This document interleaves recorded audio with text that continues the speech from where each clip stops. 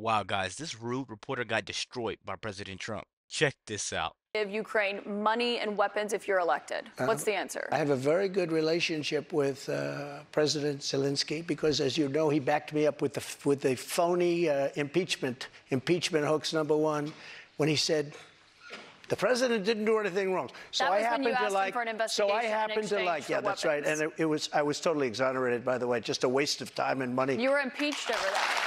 You were impeached over that. But let's stay on topic here, Mr. President, because the question is, would you give Ukraine weapons and funding? I was impeached by a crazy woman named Nancy Pelosi. But the question here is, would you give Ukraine weapons and funding if you were elected? I would sit down. Let me just put it a nicer way. If I'm president, I will have that war settled in 1 day, 24 hours. How would you settle that war in 1 day? Because I'll meet with Putin, I'll meet with Zelensky. They both have weaknesses and they both have strengths. And within 24 hours, that war will be settled. It'll be over. It'll be absolutely over. Do you want Ukraine to win this war? I don't think in terms of winning and losing. I think in terms of getting it settled so we stop killing all these people and breaking down this country. Now, on that? You said you don't think in terms of winning and losing. Mr. President, can I just follow up on that because that's a really important statement let me that just you just follow made up. there. Guys, I think how this interview is going would exactly be how it would be if Donald Trump sat down on The View today. He wouldn't be able to finish any points. He would answer the question within the first sentence, and after he answers, he doesn't get to continue what he's saying. So they sit there and they just keep trying to just rapid fire him questions. This is just insane, guys. Can you say if you want Ukraine or Russia to win this war? I want everybody to stop dying. They're dying. Russians and Ukrainians. I want them to stop dying. And I'll have that done. I'll have that done in 24 hours. I'll have it done. You need the power of the presidency to do it. But you won't say that you want Ukraine to win. You know what I'll say? I'll say this. I want Europe to put up more money because they're in for 20 billion. We're in for 170, and they should be. And they should equalize. They have plenty of money. They should equalize. I got with NATO, when I sat down, I got them to put up hundreds of billions of dollars that they weren't paying under Obama and Bush and all of these other presidents. That's why they're able to help them fight the war because of the money I got. But I want Europe. What's happening in Ukraine, excuse me, Mr. I want Europe to put up more money because they're laughing at us. They think we're a bunch of jerks. We're spending $170 billion for faraway land, and they're right next door to that land, and they're in for 20. I don't think so. So that right there is why people dislike Trump's rhetoric. I agree with him, but how he said it, I can see why it might raise some eyebrows. He was like, they're putting all this money up for far away land. Like he just says this little stuff that's funny to most people, but they're like, this is a serious situation. The people that hate him like, this is a serious situation. Why are you joking? No, it's far away land. Let's keep going, guys. So when it comes to what's happening there, when you were in office, you said that you respected President Putin. Do you still respect him today? He made a tremendous mistake. He was a smart guy, you know. I remember I said he was smart, she was smart. He said President Xi of China, right, is smart. Okay, 1.5 billion people. He's the ruler of 1.5 billion people. I said, yeah, he's a smart guy. How dare he say he's smart? Of course he's smart. They want you to say he's a stupid person. Okay, he's not a stupid person. He's very smart. He's very cunning. And Putin made a bad mistake, in my opinion. What was his mistake? His mistake was going in. He would have never gone in if I was president. We used to talk about it, too. Do you believe that he is a war criminal? What? Do you believe that Putin is a war criminal? He's responsible for the deaths of thousands of Ukrainian men and women and civilians. I think it's something that should not be discussed now. It should be discussed later. Because right now we have to get a war. If you say he's a war criminal, it's going to be a lot tougher to make a deal to get this thing stopped. Because if he's going to be a war criminal where people are going to go and grab him and execute him, he's going to fight a lot harder than he's fighting, you know, under the other circumstance. That's something to be discussed at a later date. Right now, we want to get that war settled. And I'm not talking about the money either. I'm talking about all the lives that are the number of people being killed in that war is far greater than you're hearing. When they blow up a city and those buildings come pouring down and then they say 2 people were injured, no, hundreds and thousands of people are being killed. And we have to get that war settled.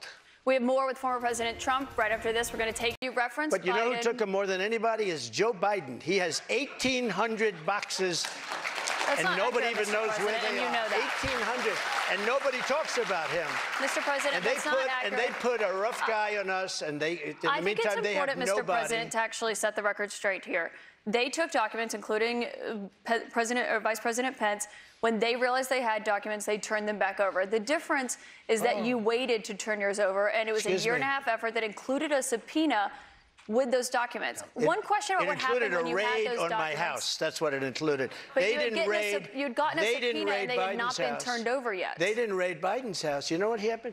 They put him in the house. That's the one with the Corvette where the documents were laying all over the floor. That was fine.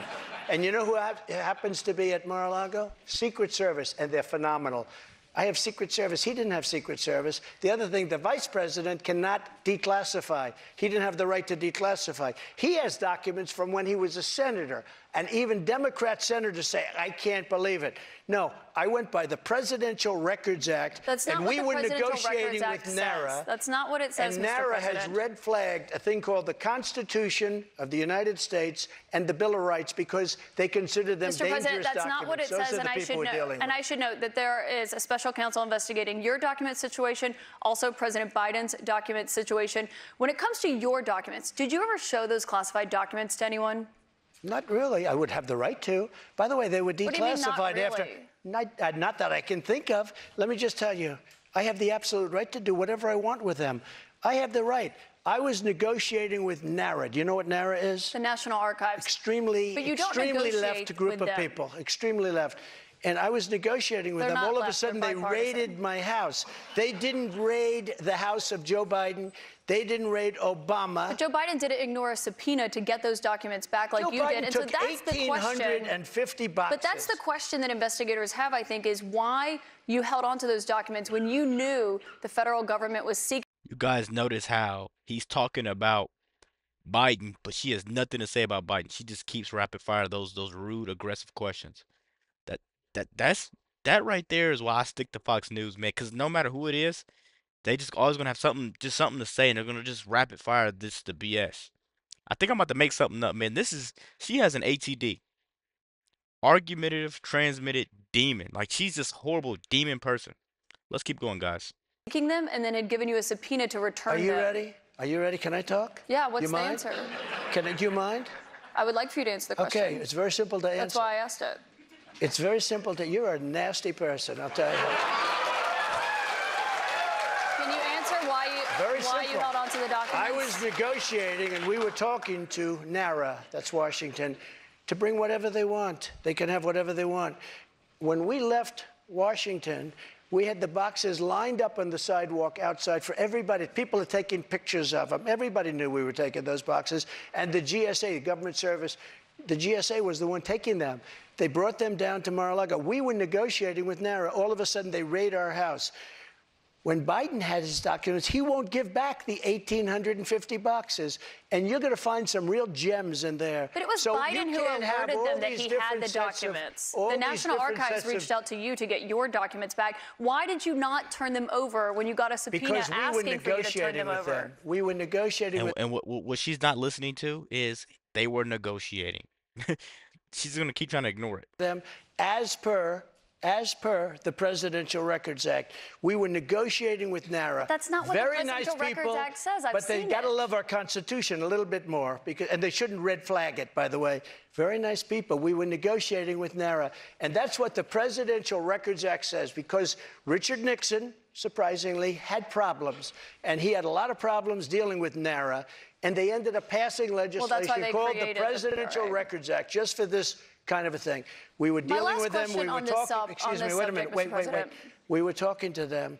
We would have done it, but all of a sudden they raided the house. Now, why hasn't the FBI raided Biden? But I just explained to you why. No. It's because he's the one. They alerted the government that they had those documents and had them come and get the documents from his house. No, my question for you, though, when it comes to documents, do you still have any? So we're about to end this video off here, man. I can't stand this woman. So the thing is, they didn't take the documents from Biden. He kept them, but they're trying to bash Trump for this, which makes no sense, guys. And it irks my soul that they want to just frame this guy this way. Like, how can you sit there and talk so negative about a person that's for the country? People just want to keep voting blue when it's not doing anything for you. Like it's not. It's just it irks my soul.